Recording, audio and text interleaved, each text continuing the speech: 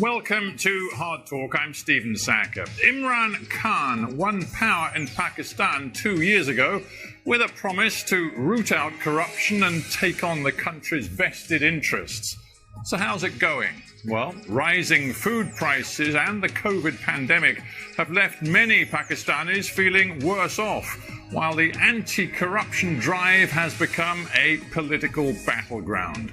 My guest today, Ishaq Dar, was Pakistan's finance minister, a key lieutenant of former Prime Minister Nawaz Sharif. Now, both of those men are trying to rally opposition to Imran Khan. But how much credibility do they have?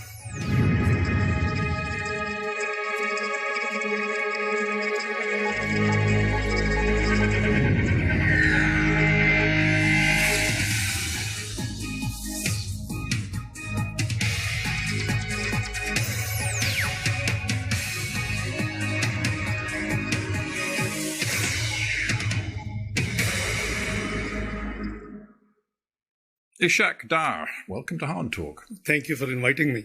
Let us begin with your personal status, your legal status. Sure. You are a wanted man in Pakistan. Are you here in London to escape the judicial process? Well, not really. I think you must be aware of the Pakistan history, that whenever in Pakistan over a period of 73 years, the corruption rhetoric has been used in the last few dictatorships. And the current one isn't different, because this regime is known to be under a covert coup or a judicial martial law. So I can prove that there is nothing against me, and I have all the evidence. I hope that you know that the prime allegation against me, my name was not in Panama paper. My name was not in the 20th of April. Let me stop you, because some people will not be following this in great detail. Sure. You're saying your name was not in the Panama Papers. Nonetheless, we learned an awful lot from those Panama Papers published in 2016 about monies being stashed away in foreign bank accounts, and it involved some very top-level Pakistanis. And there was reason to believe that not just Nawaz Sharif's family was involved, but your family too. No. There isn't any mention of my family at all. I'm not saying there was a specific mention of your family, but the National Accountability Bureau decided after the publication of the Panama Papers to look very closely at yours and your family's interests, assets and accounts. Most welcome. And they found that there were grave problems with your accounts. No, not at all. Not at all. Because you see, I'm sure that you would be privy that it was the Supreme Court direction which set up a joint investigation team, which is extrajudicial activity which Supreme Court decided. And there were two military intelligence members who were virtually governing out of the 6 members of the JIT. So you see, there is a background. Well, I'm actually interested in what's known in Pakistan as the National Accountability Bureau, which is the main agency of anti-corruption. And they look very carefully at you and your family's interests, as you well know. And in September 2017, they concluded that you and your family owned assets, quote, beyond your known sources of income. They said quite specifically, the accused, that is you, has acquired assets and pecuniary interests, resources in his own name and the name of dependents, totaling roughly $6 million US, more than 830 million Pakistani rupees. Now, is it your contention that the National Accountability Bureau has no integrity? It has lost its integrity long time back. It is an institution which is used against political opponents. But you didn't say that with respect, sir, when you were a very senior serving government minister. No, I did. I held press conference and I explained, by the way, this number is as per my tax return.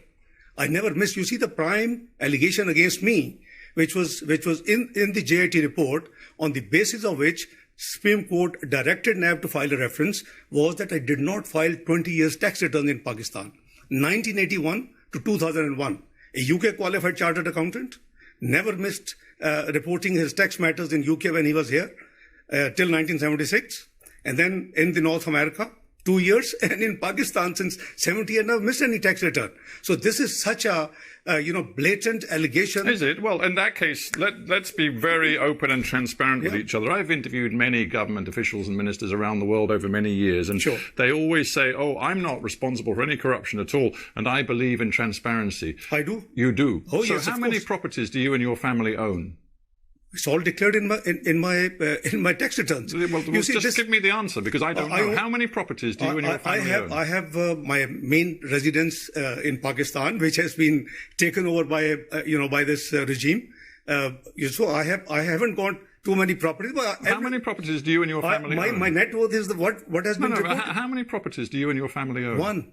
One sole residence. You and your family own one property. My sole residence. So all of these stories in the Pakistani press about multiple properties owned by your family inside Pakistan, property interests overseas, including in Dubai. We're sitting in London. We're sitting in London. You own nothing in London? No. Your family, not just you, your family. No, not at all. Own nothing? No, because and Dubai? The government... Dubai? My sons have just one villa, which is owned by them. They're in business for the last 17 years. So when I asked you how many properties you and your family own, and you said one, that wasn't strictly true. No, it is strictly true, because they're adult, they're married, they're 17 years, they're in business, so they're independent of me. You know very well that when the NAB looked at your assets, they were looking at you and your family. I have no issue. My family, everything is accounted for. That's exactly... See, if all of this is so clear-cut, you only own one property in the entire world. Your tax records have been kept and given to the authorities over the last 20 years. If everything is so crystal clear, why do you not go to Pakistan and make this case in a court of law? Well, the court of law, my lawyers were there. I'm here for medical treatment. I have a cervical issue. You've been here for best part of 3 years on this medical issue? Almost, yes, I am. Are you still really suffering? Yes, I am. And you couldn't possibly get back to Pakistan? Well, let's see what's happening in Pakistan. Where are the human rights? What's happening in NAB custody, where people have dozens of people have been killed virtually? But sorry, you're saying that people human being rights investigated by the NAB, the National Accountability Bureau, have been killed?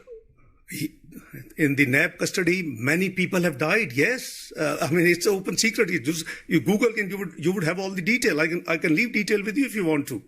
You see, this institution has been politically used against opponents. As I said, that I never missed a return. The premise of the entire thing, and whatever they say, my net worth is already, if it is documented in my tax return, and my tax return is not missing, so it is totally accounted for. So what is the issue? The issue is something different. Because Mr. Sharif was fighting for the civil supremacy, and I have always been fighting for the financial and fiscal discipline, transparency. Right, so you introduced the name Mr. Sharif, so I think we need to talk about Mr. Sharif as well as yourself, because Nawaz Sharif is also in London, also on medical grounds. He manhandled by the NAB. Well, in his custody. Manhandled, you say. Yeah. The truth is, Nawaz Sharif is a convicted criminal.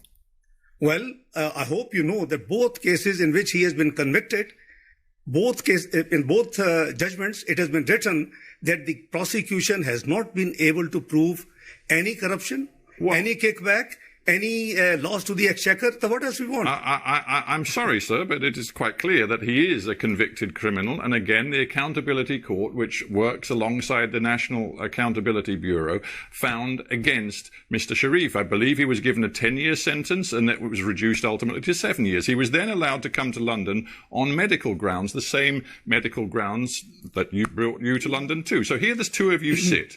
And now... You and you of course used to be his finance minister in the Pakistan government. You and he put yourselves forward as leading voices in the opposition in Pakistan, demanding early elections and an end to Imran Khan's government. And I ask you, what credibility do you think you have with the Pakistani people? I think what credibility Imran Khan government has.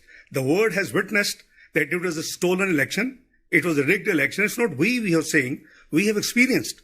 All pre-poll 2018 surveys indicate the PMLN will win. But the observers, the Human Rights Commission of Pakistan, the dirtiest election. Everybody knows the election has been stolen from us. So I think we have every with respect, right. I just looked back at the EU monitors' report on that election. They reported some grave concerns about abuses in specific places, not involving just one party, but several different parties. But the final and ultimate conclusion was that they believed the result was credible, that Imran Khan's election victory in 2018 was credible. That was the conclusion of the EU report. Then you haven't read all the reports. The Human Rights, Commission of Pakistan. You can cherry pick the most negative. I'm telling you that the EU monitors, highly respected, independent monitors, looked at everything that happened in Pakistan, and they concluded that Imran Khan's victory was credible. No, Free and Fair Election Network, which is the global one. Do we have any question on their integrity? What do they report? I don't believe that there's ever been an election in Pakistan without some abuses where every single thing was conducted with freedom and integrity. That doesn't work in Pakistan. The truth is, Imran Khan has a democratic mandate. He's been in power for 2 years, and you are now saying to the Pakistani people he must be removed from office. Mr. Sackur, this election has been stolen. It was a rigged election. There was a pre-poll rigging. Electables from our party were pushed to his party using the NAB. During the day, the results transmission system was choked off and was put off of hours. Our polling agents were expelled from the poll. Fafin has reported 35 seats were rigged and stolen. Otherwise, he would have never been in government. Well, your party chooses to say that. I would simply come back to Michael Gala, the chief of the EU monitoring team, who said overall, I think you have to this read the whole election result is credible. Well, you haven't read the whole report. Let's go to the whole report of EU chief. Please go through what did he say before this last sentence. Well, of course, his conclusion is the most important thing. I think you'd agree. Maybe you wouldn't. Okay, let's move on. Let's talk about what your tactics are now. Because as I've said, you and Nawaz Sharif are sending your video links back into Pakistan, sometimes to thousands of people, demanding an early end to the Imran Khan government. And this is what, just a month ago, Nawaz Sharif said to thousands of people in Punjab. He said that the integrity of the army chief, General Qamar Javed Bajwa, had disappeared. He said that the general was responsible for levering him out of office and rigging 2018, as you've said. Quote, this is what Nawaz Sharif said. You, directly to the general, the chief of the army, he said, you packed up our government and you put the nation at the altar of your own wishes. You rejected the people's choice in elections and installed an inefficient, incapable group leading to economic catastrophe. What an extraordinary thing to say of your country's chief of army. It's a reality. The buck stops at the top. And the deep state is known what deep state does in Pakistan. Is it a surprise to you, Mr. Sackur? It is known to the world. Hillary Clinton the other day just gave an interview. And she said, what is deep state? Quoting Pakistan as an example. So please, we must be fair to analyze things. The election was stolen. It started off from Dawn leaks. Mr. Sharif has been struggling for the supremacy of democracy, for the supremacy of parliament, and I have been struggling for the fiscal and discipline and the transparency. Is it wrong? UK has been upholding the democracy and the democratic values. We would think that you would be supporting us. So let us be clear. You are saying that the Pakistani military, the army in particular, are subverting all democratic processes in your country. Is that what you're saying? This is the global reports. It's not... No, I want to be clear what you're saying. Because the Pakistani people will be listening to this interview, and you are condemning the military of your own country as subverting your democracy. It's not the military. I think we have to talk about the individuals.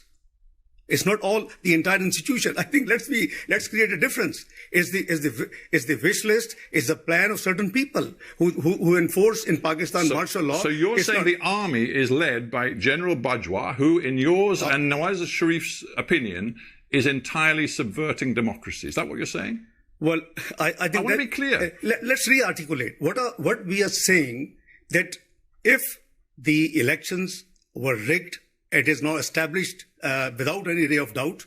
So if the elections were rigged and somebody has been planned. It's not we. It is the Interior Minister of Pakistan gave a statement that if Mr. Sharif had not got problem with the deep state and the institutions, he would have been fourth-time Prime Minister. Why would he say it? So let me be clear. You're now alleging that this is entirely unacceptable when your erstwhile boss and your very close ally, Nawaz Sharif, was working hand in glove with Pakistan's military dictator, General Zia, for many years. And suddenly he's decided that the military and the way they interfere in politics in Pakistan is entirely unacceptable. What kind of hypocrisy is that? No, I disbelieve, this analysis. Frankly speaking, I disagree with you. Well, what bit of what I've just said is wrong? Maybe evolution process.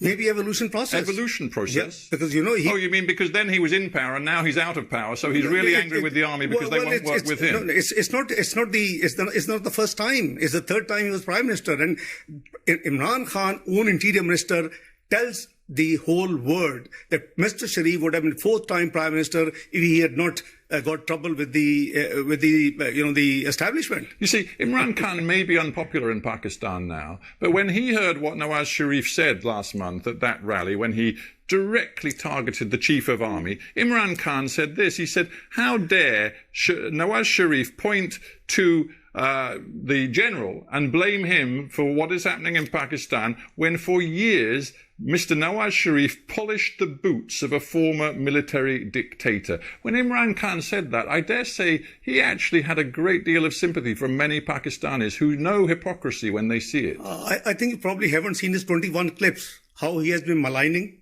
the military army chief, the intelligence services of Pakistan. And not too long before, it's just last year when he was in the United States, he gave a statement that it is the ISI, our intelligence service, which actually was responsible for the Osama bin Laden and its killing, etc., etc. So I think when he was out of power, when he was in opposition, he had given 21 different statements at different times. He was known as Taliban Khan. I mean, I don't know. Are we talking or wish to discuss his performance and our performance? Are we here to talk whether it is a pure democracy or is it anocracy? You and other opposition elements have created this Pakistan democratic movement. You want to deliver early elections and see Imran booted out of power, but many people, even in your own movement, are now backing away from this targeting of the Pakistani military. For example, Bilawal Bhutto said it was regrettable that Nawaz Sharif had named the military chief by name. And even Mr. Sharif's own daughter, Mariam, had to stress at great length that she was not anti-military. It sounds like Nawaz Sharif has overstepped the mark. I think there seems to be a confusion. Mr. Nawaz Sharif, as Prime Minister or otherwise, is not anti-military. Please, let's be very clear. He blames certain individuals. And as I said, the buck, stops at the top. If the Dawn leaks were there, there's a huge, history about that. I'm sure you will be privy to Dawn leaks. It relates to FATF. It relates to Pakistan going back to grey, which we brought out from grey and it was white. So I think, if Mr. Sharif talks of certain interventions which are against the oath, against the constitution of Pakistan, is something wrong? Let's talk about politics and your message to your own people. We know that Pakistani people are suffering right now. Food price inflation is soaring. COVID-19 is seeing a second surge in your country, creating real economic difficulties. There's going to be barely any growth in the Pakistan economy this year. In the midst of all of that, you are creating a new level of political instability, demanding that Imran call early elections, calling him illegitimate, banging on about the vote rigging, claiming that the army is really in power. Do you think that your approach is really helping the interests of the Pakistani people? I think you have to be neutral umpire, Mr. Sackur, for a moment. 2014, we won the election 2013, massive majority, 2/3 almost. 2014, when Mr. Imran Khan comes to agitate for 4 constituencies rigged only, his claim, nobody spoke. Mr. Dar, you're going back now. You're going back 6 years. And I'm putting myself in the shoes of a Pakistani today who sees rising food prices, political instability, geopolitical instability, and he wonders whether the opposition sitting in London, yourself and Mr. Nawaz Sharif, really have the interests of ordinary Pakistani people at heart. We have interests of Pakistani people at heart, and that's why we are moving. This country had witnessed double revenue collection in our tenure of 5 years, lowest inflation, lowest interest rates, best performing stock market in the South Asia, most stable currency, highest GDP growth in 11 years, 5.8%. I mean, it's all music. Your Western, the institutions had all the praise. And what was the final report in 2016? PricewaterhouseCoopers, what did it say? Pakistan is going to join G20 by 2030. And we were striving to bring it even earlier.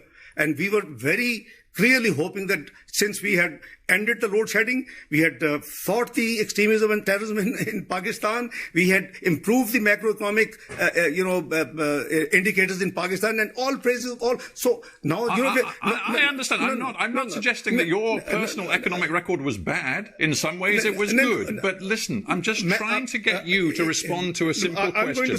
Pakistan is where it is today. Hang on. Imran Khan has a 5-year mandate. He won the election. Now you have a choice. You have a choice. You can wait to fight the next election if you choose to go home, frankly, but at the moment you're still in London. You can either fight at the ballot box during the next election, or you can try to undermine Imran Khan and his government from the sidelines, from here in London, and thereby create new economic and political instability. Is that the choice you've made? No, it's not a matter of political instability. It's a matter of incompetence. It's a matter of non-performance. It is a matter of ruining and, grounding the economy of Pakistan in 2 years before Corona. Mind you, after 1952, Pakistan first time had seen negative GDP growth. After 1952, from 5.8%, first year 1.9%, this year 0.4% negative. And there's a massive unemployment. We pulled 6% people out of poverty. He has pushed back 6% people in the poverty line. He promised to give 10 million jobs. He has made people unemployed, 12 million added to the unemployment numbers. Pakistan's in big trouble. I just wonder whether your approach is weakening Pakistan on the world stage. You recently tweeted, hang on, you recently tweeted a message saying that Imran Khan, and I'm going to quote your words, personified fascism. Now, Imran Khan has stood up for Pakistan's interests in a very tough stand against India and Mr. Modi, which you well know. He has also conducted a foreign policy which sees deepening economic ties with China, which is precisely the same policy that you followed. He also is trying to use Pakistan's influence, it seems, to bring the Taliban to the peace table in Afghanistan. What is it about these policies that you think personifies fascism? Well, I think that perhaps you haven't studied or you haven't had the time to look into what fascism he's doing. You stand by that? Yeah, of course I do. There is a fascist government in Pakistan as of now. You're trying to mobilize tens of thousands of people on the streets in different Pakistani cities, even when there's a COVID pandemic. Your message is that we must bring Imran Khan's government down by the middle of the year and have new elections. You haven't succeeded so far. What's your next move? Well, Mr. Sackur, I think you haven't seen Mr. Imran Khan during the same... You see, the PDM gatherings started from 16th of October. You haven't seen... the Democratic Movement gatherings, yes. But you haven't seen in the same period, in the last 6 weeks, you haven't seen the gatherings, the large gatherings of Mr. Imran Khan himself. COVID would not spread. What is your next move? Well, our ultimate aim and our ultimate goal is supremacy of, democracy in Pakistan, the free and fair election, which would be transparent and should be acceptable to the world observers. And presumably the rule of law. And the rule of law. So will you go home to face the rule of law? Of course I will. Rule of law and transparency. And, the constitution has to be, all institution has to work within the domain which has been prescribed in the Constitution of Islamic Republic of Pakistan. I think we'll be very happy. So right now, when I tweeted, I have no regret, and it is the ground reality. I mean, I can give you, a prime minister who calls the Director General of the Federal Investigation Agency and gives him names and says, go and arrest them. I mean, what sort of, governance this is? Well, we have to end it there, but I do thank you very much indeed for coming into the Hard Talk studio. It's a pleasure. Ishaq Dar, thanks very much. It's a pleasure. Many thanks.